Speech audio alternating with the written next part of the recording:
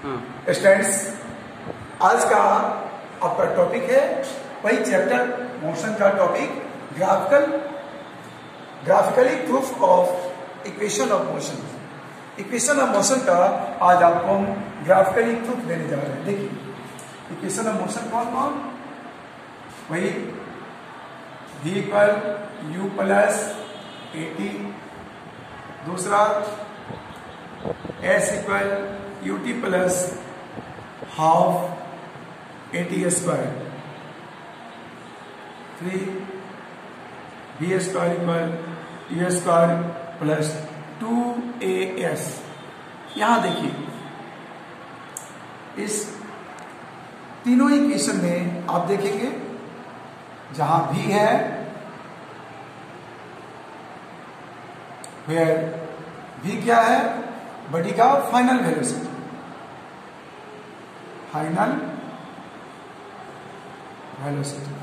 u क्या है,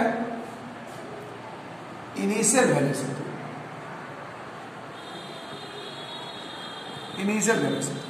और a क्या है, बॉडी का एक्सलेशन,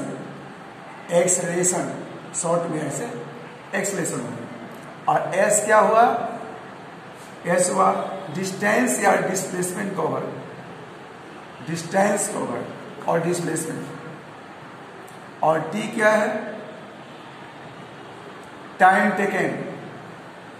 ठीक है, टाइम टेकन। तो आइए ग्राफिकली कैसे प्रूव करना है वो देखिए। पहले इक्वेशन फर्स्ट,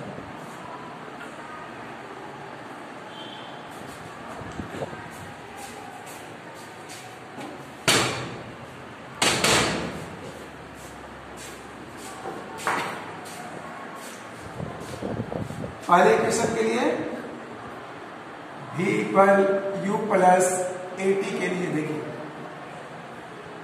ठीक है, पहले आप ग्राफ खींचिए। आइए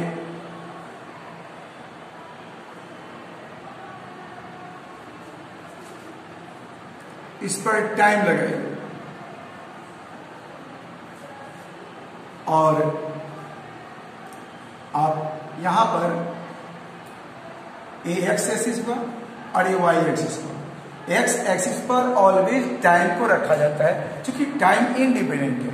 जब कभी आप ग्राफ खींचते हो तो जो फिजिकल क्वांटिटी इंडिपेंडेंट हो तो उसको एक्स एक्सिस पर डाला जाता है। यहां पर टाइम इंडिपेंडेंट, टाइम किसी पर डिपेंड करता है नहीं। आपकी घड़ी, मेरी घड़ी स्लो हो सकती है लेकिन टाइम रुकता है, चले नहीं, टाइम नहीं रुकता है, टाइम तो बढ़ते चल जाता है। एक्स एक्सिस पर टाइम हो और इस पर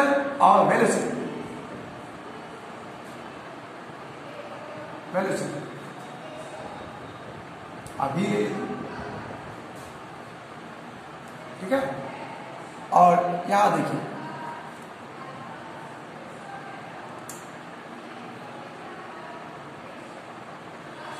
सपोज कर लीजिए कि इनिशियली बॉडी में यानी जीरो टाइम पर बॉडी में कुछ वेलोसिटी है। ये पॉसिबल कैसे होगा? तो जीरो टाइम पर बॉडी में कुछ वेलोसिटी है, ये पॉसिबल कैसे होगा?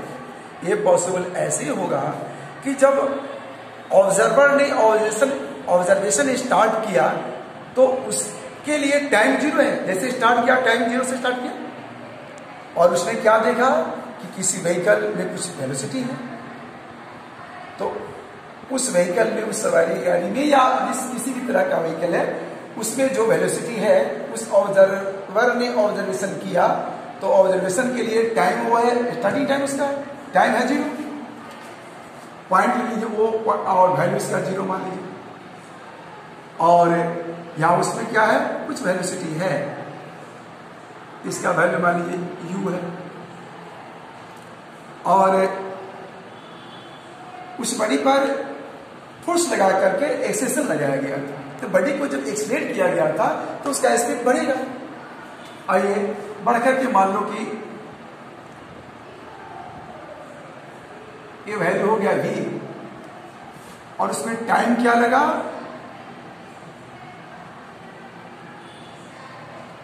उसका टाइम मान लो कि t टाइम लगा, यहां से लेकर के ये टी टाइम, टी सेकेंड लगा जो भी, और इस पॉइंट को आप ए मान लीजिए, इस पॉइंट को बी मान लीजिए, और इस पॉइंट को सी ले लीजिए। चलिए इसको भी मिला दीजिए, इस पॉइंट का नाम बी दे दीजिए। तो ए जो वैल्यू हुआ यू हो गया, और ये जो बी सी है ये वैल्यू होगा वी। सीधा चला कर लीजिए, ठीक है, ए बी सी का वैल्यू बी। और कुछ लिखिए नहीं इसमें, क्या क्या चाहिए थोड़ा सा देखिए। सपोज कि इतना लिखना हो, जब आप प्रूफ करेंगे तो आपको ये लिखना पड़ेगा क्या, let a body B moving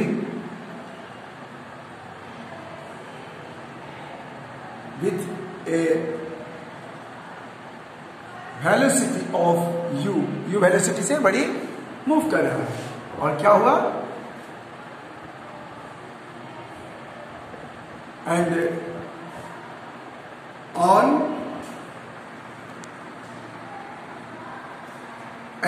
on applying an acceleration,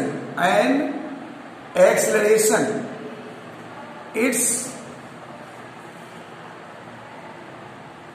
velocity becomes v, पहले u था v हो गया, और टाइम क्या लगा, in time t।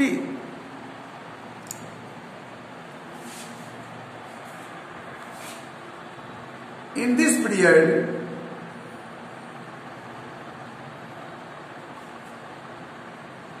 the distance covered by it, means by this body, be s ले। इतना तो आप पहले स्टार्टिंग में लिख देंगे, ठीक है। अब ये देखिए, यहां ये जो ग्राफ लाइन है, ये ग्राफ लाइन ए बी, ये ग्राफ लाइन का स्लोप है, स्लोप, यहां जो एंगल बना ना वो स्लोप है। तो आपको प्रूफ क्या करना है, इक्वेशन ऑफ मोशन, कैसे, ग्राफिकली, ग्राफिकली प्रूफ करना है, आपको एक प्रमाण देना है, प्रूफ देना है। तो क्या करेंगे, आइए इतना लिखने के बाद में अब आप क्या करें, देखिए, slope of, now slope of the graph, graph का जो स्लोप है वो एक्सलेशन को बताएगा, एक्सलेशन को रिप्रेजेंट करेगा। तो स्लोप का मतलब परपेंडिकुलर बाय बेस। यहां देखिए, ये जो स्लोप है ना, इसका ये स्लोप है, तो परपेंडिकुलर, जैसे कहीं भी मान लीजिए कि ये पी क्यू है और यहां मान लो एल है, तो इसका स्लोप कितना होगा, स्लोप होगा perpendicular by base, P by B, यानी P Q by L Q, perpendicular by base, ठीक है। ये ध्यान में आपको रहना चाहिए, ये ध्यान में रहना चाहिए। तो यहां देखिए, ग्राफ का जो स्लोप है वो एक्सलेशन को रिप्रेजेंट करेगा। तो एक्सलेशन के लिए यानी स्लोप का वैल्यू क्या होगा, परपेंडिकुलर बाय बेस। तो यहां पर देखिए परपेंडिकुलर क्या है, इस स्लोप में देखिए बीडी, और बीडी इसका परपेंडिकुलर होगा, बेस क्या है, एडी, ये तो आपको मैंने समझाने के लिए बताया था, इसको नहीं लिखिएगा प्रूफ करने में, ये तो समझाने के लिए बना रहा।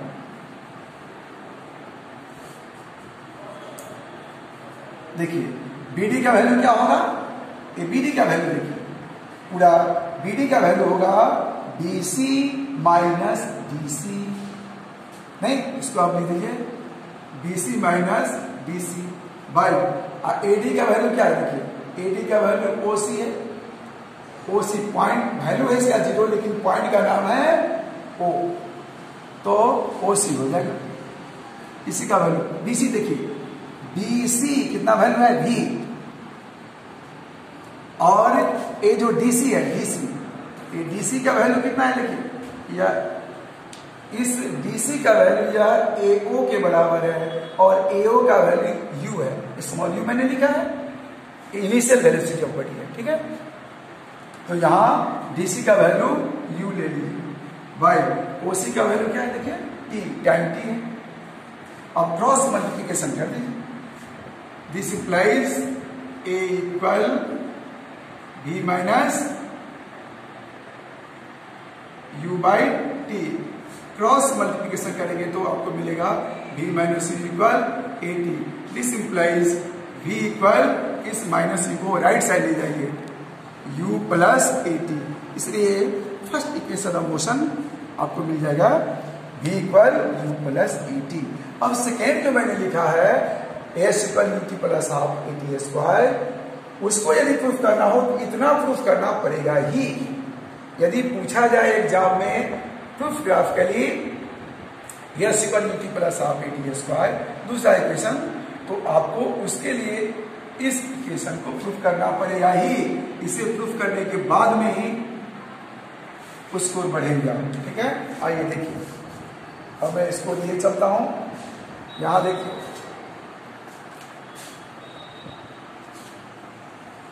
आइए, इसके बाद में सेकेंड इक्वेशन के लिए